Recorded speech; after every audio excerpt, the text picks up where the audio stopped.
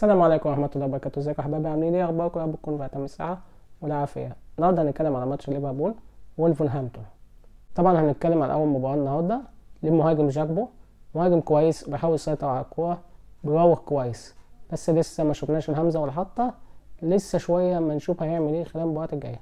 المستوى كان متوسط، ما اداش اللي هو الاداء اللي احنا منتظرينه، بس يا رب يفضل كده كويس وما يحصلوش اي حاجة ويحصل اخواته ويدخل في مستشفى المصابين بتاعت ليفربول.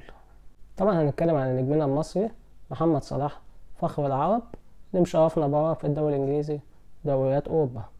طبعا محمد صلاح جاب جون كويس جدا، استلمها ولف دوران حوالين نفسه وحطها في الشباك مرتاحة جدا.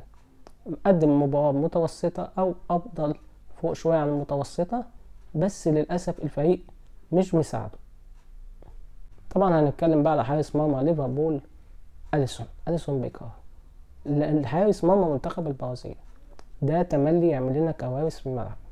طب انت معاك الكورة، انت ايه عندك؟ يعني لازم تكشف نظر الوان، لان انت بتهيألي كنت شايف اللاعب ان هو لابس احمر. ليه بتديله الكورة؟ هو قدامك بتديله الكورة ليه مش عارف. طبعا أليسون ليه اخطاء جامدة جدا جدا الموسم اللي فات واللي قبله والموسم ده، بتأدي للفريق الى هوية. يعني مثلا لو كانش الجون ده دخل كان ممكن يفرق مع الفريق، كان ممكن يخرجوا 2-1 ويتأهلوا، بس للأسف ضيعنا. ويا شيخ روح وتعالى تاني.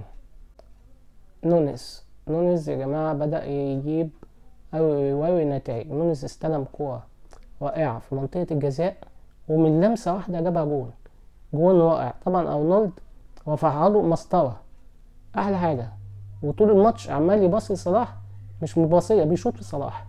يعني أول مرة أشوف واحد بدل ما يعمل سؤول لاعب أو يباصيله باصة صح بيشوط فيه. يعني حتى لعيبة ليفربول كلها كده، تحس إن هي كانت طول المباراة مش بيباصوا لبعض، بيشوطوا ببعض. في حاجة غلط ما تعرفش إيه هي.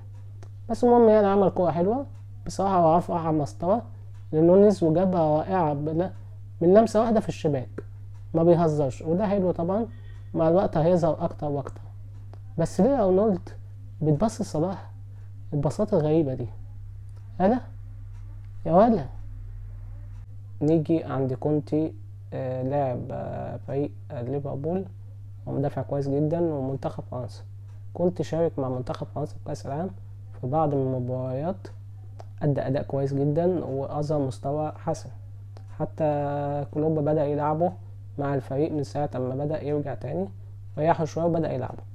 كنتي بيستلم الكور حلو تمام، وبيخرج الكور وبيدخل الكور اجوان في شباكه. يعني كنتي بتحس ان هو بيلعب مع الفريق التاني مش معنا، ده حلو جدا. نتكلم جد، كنتي بيدافع حلو، بس للاسف بيتخض كل ما الكوره تجيله، مش عارف ليه. يعني بيحاول يخرجها او يستلمها او يقطعها من اللعيب، وبعد كده تلاقيه مش عارف يعمل بيها ايه. بيحصل له خضه، ذهنه مش حاضر. فان دايك ذهنه حاضر وعنده ثقه في نفسه، يخلص الكوره او يقطعها وبيعرف هو هيعمل بيها ايه بعد كده. ده اللي ناقص كوناتي لو عمل زي فان دايك هيبقى في حته تانية. وللاسف انا قلت في اول مرة شفته ساعة ما طلعوه من منتخب فرق الشباب، كوناتي مدافع جامد جدا جدا جدا، اتفرجوا عليه السنين الجاية. بس يخلي باله من الحتة دي، ان هو يكون ذهنه حاضر وعنده ثقة اكتر في النفس. وكفاية جوان في نفسنا بقى يا كوناتي. طبعا المباراة خلصت بالتعادل. فريق ليفربول قدم مستوى يعني، كان عندهم باصات خاطئة جدا. الفريق ما تعرفش كان فيه ايه. ولفرهامبتون كان بيلعب احسن منه، ولفرهامبتون هو اللي كان المفروض هو اللي يكسب ويتأهل. طبعا لما الفريقين تعادلوا في مباراة إعادة في الكأس هيلعبوها على ملعب ولفرهامبتون، ويا رب النصر ليفربول ووفقاء صلاح. طبعا يا كلوب ارحمنا بقى من الفزلكة يا فزلوكة، كفاية بجد، لأن كده احنا مش مستحملين، كل حاجة بتضيع. ويا ريت يا صلاح يعني الفريق يساعدك شوية، أو يعني يا ريت لعيبة ليفربول تساعده عشان صلاح يتألق. لو ساعدوه ولعبوا لعب زي مانشستر سيتي او برشلونة قديما هيحققوا نتائج كويسة في الدوري وفي الكاس وفي دوري ابطال اوروبا.